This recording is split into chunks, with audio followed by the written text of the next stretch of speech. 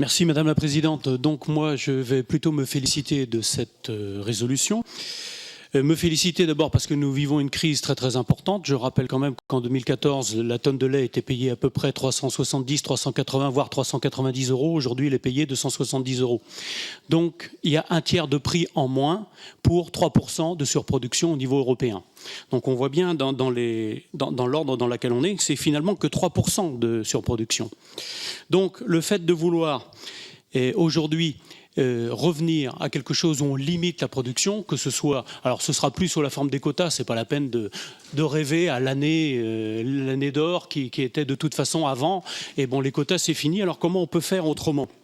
C'est vraiment ça le problème. Alors Monsieur Tardy, vous avez dit tout à l'heure qu'il fallait des mesures qui soient françaises. Je crois qu'il y a un certain nombre de mesures qui ont été prises, entre autres, par le ministre Le Foll, et qui sont globalement bien accueillies sur le terrain, que ce soit l'année blanche, que ce soit les reports de MSA, etc. Ils me l'ont dit directement. Donc ça je le dis, mais il faut évidemment aller plus loin, et l'objectif que nous avons, c'est la préparation de la future PAC.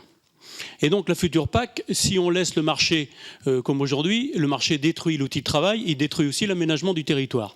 Donc il faut passer à autre chose. Alors moi je vois quand même beaucoup de choses dedans, dans cette résolution. D'une part, remettre les organisations de producteurs un petit peu, leur donner véritablement leur poids et leur rôle, ce qui n'a pas été fait jusqu'à maintenant. Et en particulier dans la loi Sapin 2, on aura la possibilité pour chaque organisation de producteurs de pouvoir contractualiser, mais globalement, alors que jusqu'à maintenant, c'était chaque agriculteur qui contractualisait. Pensez bien qu'un agriculteur devant Lactalis, ça pèse pas lourd, et une OP, ça pèse quand même un peu plus lourd, même s'il y en a plusieurs. Donc si elle pouvait de faire une interprofession lait au niveau de toute l'Europe, ce serait effectivement quelque chose de bien. Je rappelle à mon collègue André Chassaigne que l'interprofession, c'est quand même quelque chose qui a été mis en place en 1936. Donc, au niveau français, et je pense qu'effectivement, on doit être en mesure, à partir de ce moment-là, de mettre autour de la table à la fois les producteurs et les transformateurs, de façon à avoir une entente et avoir un prix qui soit rémunérateur, parce qu'aujourd'hui ce n'est pas le cas.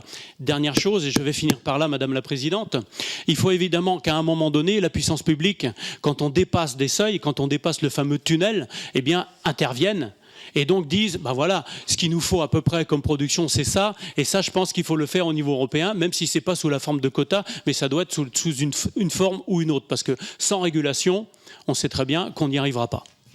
Monsieur Jean-Pierre Vigier.